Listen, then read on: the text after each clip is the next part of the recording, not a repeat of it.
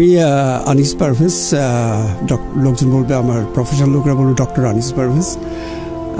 আমি দীর্ঘদিন 30 বছর ধরে অধ্যাপনা করছি ইউরোপ, আমেরিকা এবং বাংলাদেশের বিশ্ববিদ্যালয়গুলোতে। তা এই মুহূর্তে আমি কাজ করছি ইন্ডিয়ান ইউনিভার্সিটি ব্লুমিংটন, আমেরিকায়। তো হ্যাঁ, ছোটোবেলা থেকে বই পড়ছি এবং আমাদের সময়টা যেটা ছিল, আমার বয়স যেহেতু 63, আমি যখন বড় হই তখন আমাদের বই পড়াটাই ছিল, খেলাধুলার পাশাপাশি এটাই ছিল। আমাদের মোবাইল ফোন ছিল না, মোবাইল ফোন মানুষের চিন্তাতেও ছিল না, আমাদের বাড়িতে টেলিফোনও ছিল না। আমরা পড়তাম। অনেক সময় মা বলতো, এই এত আউট বই পড়িস না, তখন আমাদের বাধা দিত যে এত অন্য বই পড়। তো দস্যু বন্ধুর, কুয়াশা, এই সমস্ত জিনিস পড়ে পড়ে আস্তে আস্তে যখন নাকি উপন্যাসে আসলাম, কবিতায় আসলাম, আমাদের যৌবনের সময়টা বলতো, আমি যখন ঢাকা ইউনিভার্সিটিতে পড়ি, এটা হচ্ছে 78-এর শেষ থেকে 82 পর্যন্ত। সে সময়টা হচ্ছে কবি এবং কবিতার যুগ বাংলাদেশে। বলা হতো যতগুলো কাক ততগুলো কবি। আমরা কবিদের চিনতাম, আমরা কবিতাগুলো নিয়ে প্রেমিকাদের দিতাম, প্রেমিকাদের ঘায়েল করার চেষ্টা করতাম কবিতা দিয়ে। আমরা নিজেরাও একটু একটু লিখতাম। যাই হোক, সময় পাল্টাচ্ছে, তো সময় পাল্টাচ্ছে, কিন্তু বই পড়ছি আমি। এখন আপনি যেটা বলেছেন সিফাত ভাই, যে আমার পড়া বেস্ট বলে কোনো জিনিস নেই। এটা এই মুহূর্তে যেটা বেস্ট বলবো, আর মুহূর্তে সেটা বেস্ট নাও হতে পারে, কিন্তু দু একটি বই আছে যেগুলো বারবারই ঘুরে ফিরে আসবে। যেমন দু একটি সিনেমা আমার জীবনে বারবারই ঘুরে ফিরে আসে। তবে একেবারে খুব তাৎক্ষণিকভাবে বলছি, ব্লাইন্ড মাইন্ড থেকে বলছি। আমি যদি একটা বইয়ের কথা বলতে বলা হয়, তাহলে আমি বলবো Garcia মার্কেসের 100 Years of Solitude। 100 Years of Solitude যখন বের হয় তখন আমরা ছোট, কিন্তু একটা বইটাকে চিনি সম্ভবত 84, আমি যদি ভুল না বলে থাকি, অথবা 82-তে মার্কেস যখন নোবেল পুরস্কার পায়। তারপরে অনেকদিন অপেক্ষা করতে হয়েছে তাকে পড়তে, কারণ স্প্যানিশ বই ইংরেজিতে বেরিয়ে গেছে, বাংলাদেশে পেতাম না। আমি ইউরোপে 86-তে মুভ করলাম, ইংরেজি পাওয়া যাচ্ছিল, নরওয়েজে পাওয়া যাচ্ছিল, দেশে অনেক দিন পরে এসে দেখি বাংলায় পাওয়া যাচ্ছে।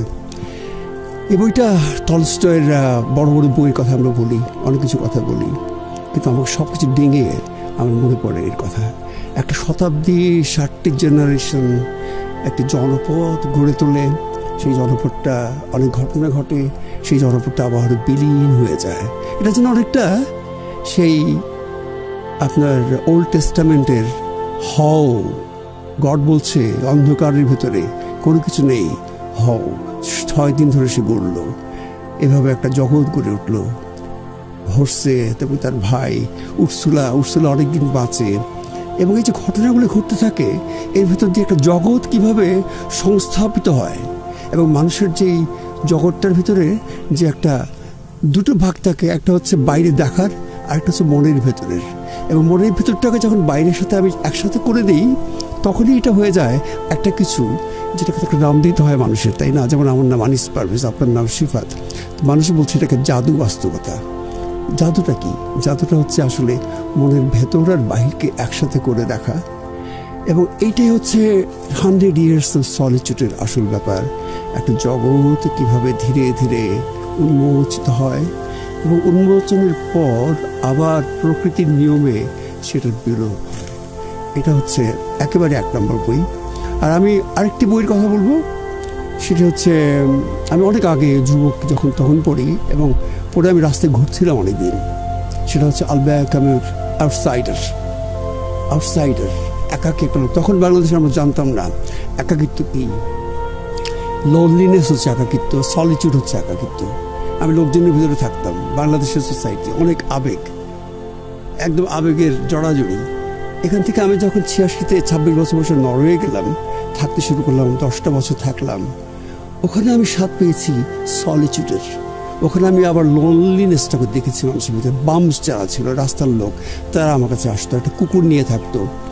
এই জীবনটাকে আমি দেখেছি হচ্ছে এই বইয়ের সে নায়কটি, তার মা মারা যায়, তার ভেতরে কোনো রকম প্রতিক্রিয়া হয় না। কুকুরটি তার সাথে থাকে, কুকুরটি একমাত্র বন্ধু, কুকুরটির সাথে সে নির্দয় নির্মম ব্যবহার করে। আবার এই লোকটি ঘটনাক্রমে একটা হত্যাকাণ্ড ঘটায়, এবং তারপর বিচারে তার ফাঁসি হয়। কিন্তু এই যে ড্রামাটিক জিনিসগুলো হচ্ছে, এই ড্রামাটিক জিনিসগুলো ড্রামাটিক্যালি কিন্তু থাকে না। এটা পড়ার পর মনে হয় যে আসলে মানুষ নিজের কাছে নিজে অচেনা। আপনি আউটসাইডার, আপনি সমাজেও আউটসাইডার, যদি আপনার খোলস খুলে দেন সমাজ আপনার আউটসাইডার হিসেবে দেখবে, আর খোলস না খুললে আপনি নিজের কাছে আউটসাইডার, আপনি স্ট্রেঞ্জার। তা আমি দুটো বইয়ের কথাই বললাম। একটা প্রশ্ন